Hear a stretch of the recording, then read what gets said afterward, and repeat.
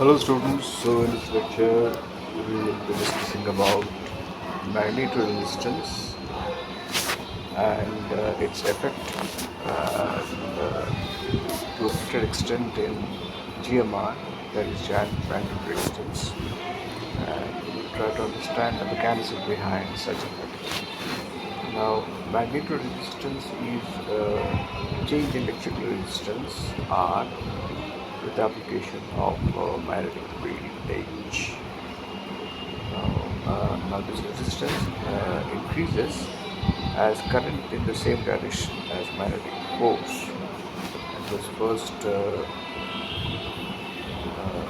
found by Lord Kelvin in 1956, and later it was named as ordinary magneto resistance.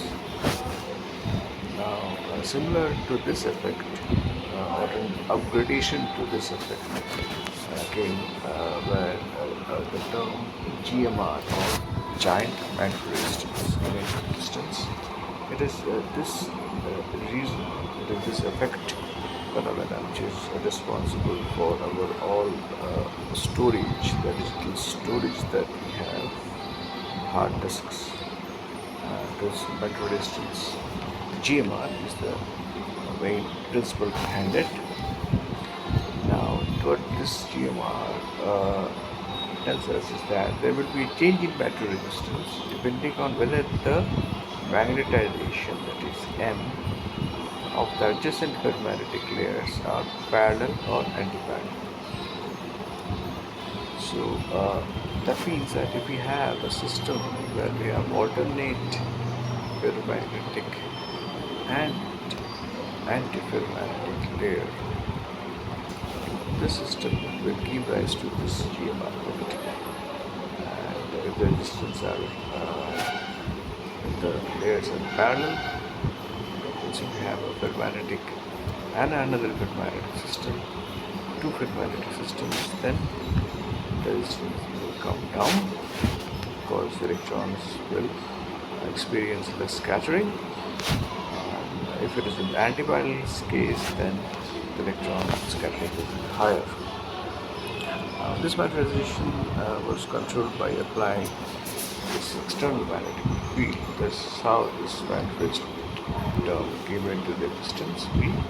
Now we are using the term B when we are telling about magnetic field, but the applied magnetic field is H, where B is the magnetic flux density. However, it is customary that you can use this B to define magnetic field.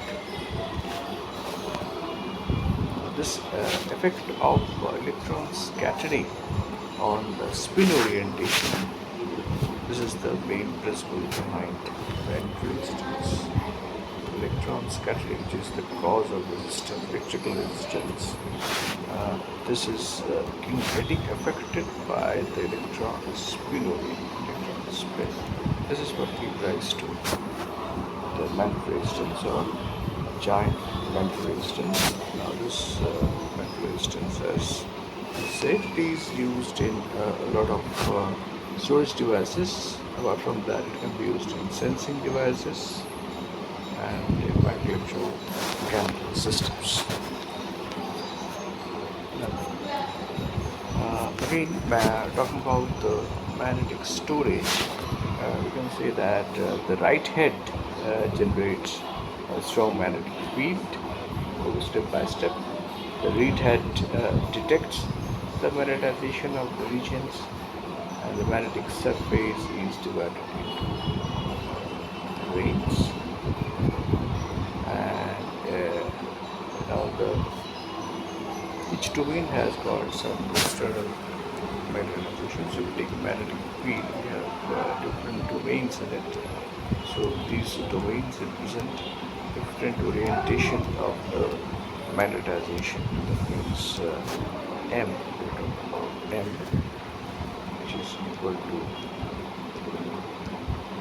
H, where this is the susceptibility, and M is actually the summation of the ionization of all the small magnetic dipoles which is going to be applied for dab magnets.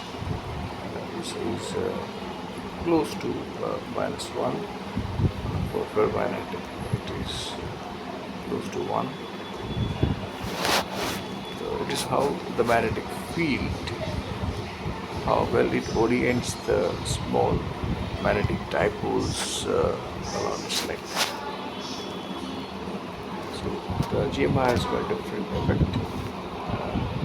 See, now let us try to understand the mechanism between which causes the magnetic resistance. Now the details of these magnetic resistance can be found in the YouTube lecture 6 in the lecture videos, whose description I will put it in the comment box. Now when we are applying a DC magnetic field, there is a change in resistance. Now we know that in a conductor, the electron flows in a straight line if it is subject to electric field. Now if it is subject to a crossed electric and magnetic field, then the electron, apart from being moving in a straight line, will also a circular motion will be also induced in the electron, which will cause electron to move in a helical path. Now the question is, why is this helical path or electron moving in a helical path is causing more scattering? That is simply because of the fact that the circumference of the helical circle. The silicon part had two components. One is the linear motion and another one is circular motion. The linear motion is due to the electric field, whereas the circular motion is due to the magnetic field. Now in the circular motion, the higher is the magnetic field, the smaller will be the circle. However, the more frequent will be the circle. So now if this circular motion is so small that it is less than the mean free path of the case where the electron is not in the effect of the magnetic field, and due to induction of this magnetic field, electron now has to go through this circular path which is causing which has reduced the mean free path of the electron, and therefore it will undergo scattering, and that will increase the resistance of the material. Now, apart from scattering, the temperature has got another role to play. Now, for example, if we take copper to 4 Kelvin and we provide a magnetic field, which I have written here as P as 10 Tesla, then it has observed that the resistance goes down by 10 times. Now, this again is somewhat related to the superconductivity. I mean, if you take a metal to such a low temperature that its ions, or the vibration of the metallic ions, they become very less, and so there is again generation of pseudoelectric charge, generation of pseudo-positive charge when an electron is flowing through it. So let's say these are the ionic cores, positive ionic cores, and the temperature has been reduced to such a low value. So when an electron is moving through this region, it will attract the nearby ions, and since the temperature being low, there is less vibration between these ions, and so they will be influenced by the negative charge of the electron, and so there will be a bending of the electronic ionic cores towards the electron, and this bending will lead to a positive charge surrounding the the electron one electron and ionic system, and this pseudo positive charge which can be represented as delta positive, as delta positive. This will attract one electron, so we do have a Cooper pair, and these Cooper pairs suffer very low resistance as they pass through the conductor, which is why you have a decreasing resistance, right? And low temperature. So temperature is one effect. Another one is scattering, which is the collision of the electrons while they travel through a conductor. So these are the two major contributions to electron resistance. Now, in the case of a giant Magneto resistance system, what we have a ferromagnetic and antiferromagnetic layer, and this is red layer.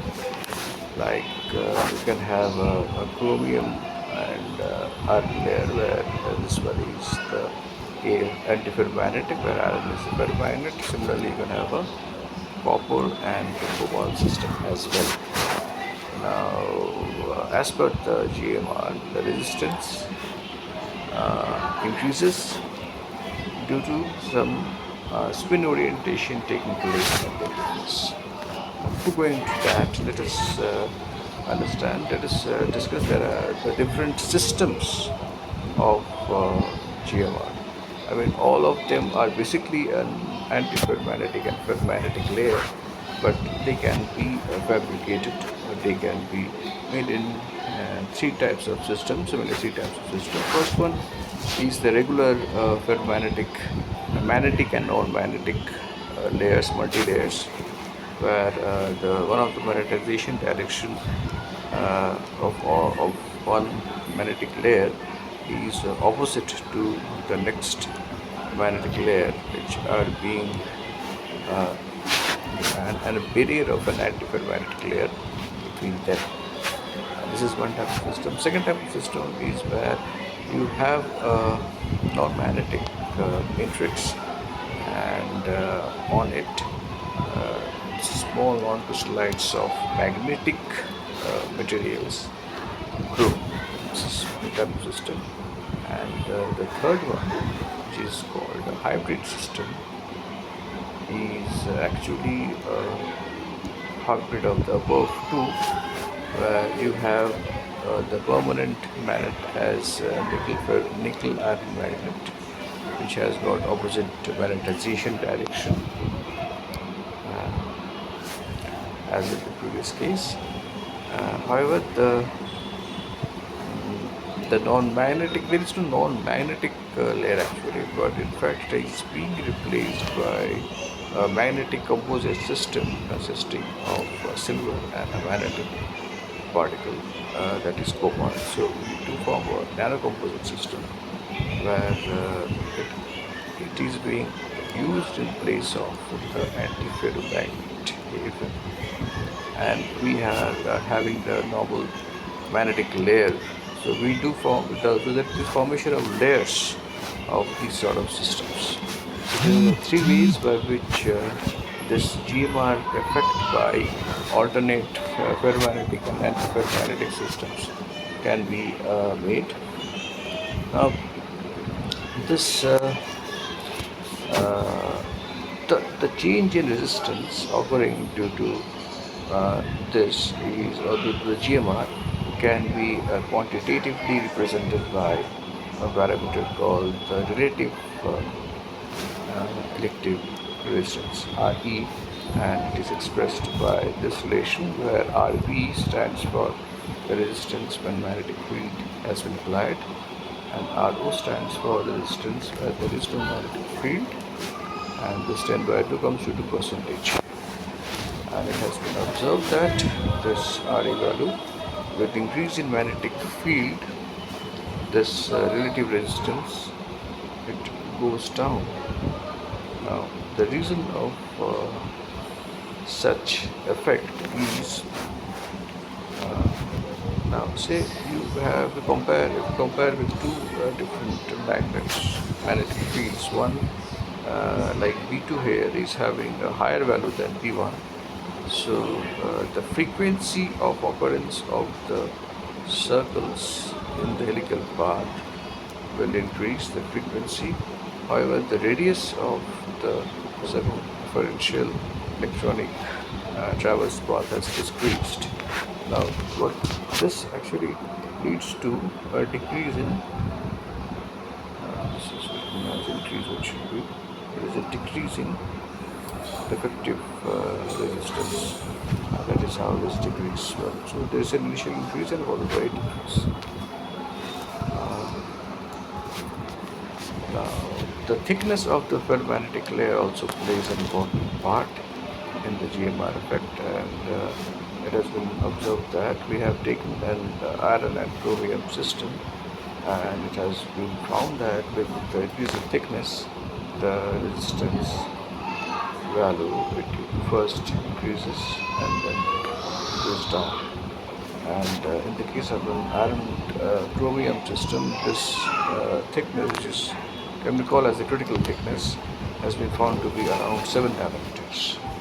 Now, the mechanism that lies beneath this observation is as follows.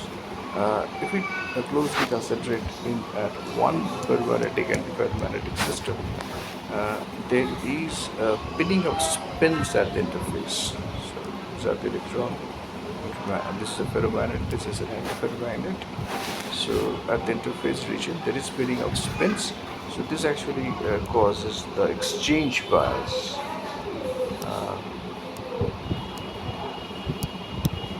Exchange bias is nothing but the movement of shifting of the hysteresis loop, the shifting of the hysteresis loop. So if it shifts, it can shift either direction, this direction or shift direction. So this shifting is mainly due to the bidding of the electron spins at the interface. Now the region just close to the interface region, the spins, they are random, and due to this randomness, they lead to scattering of the electrons. Um, Now, if we increase the thickness of the ferromagnetic layer, what will happen is these electrons, or they are more, they start to align themselves as per the magnetic field that has been applied.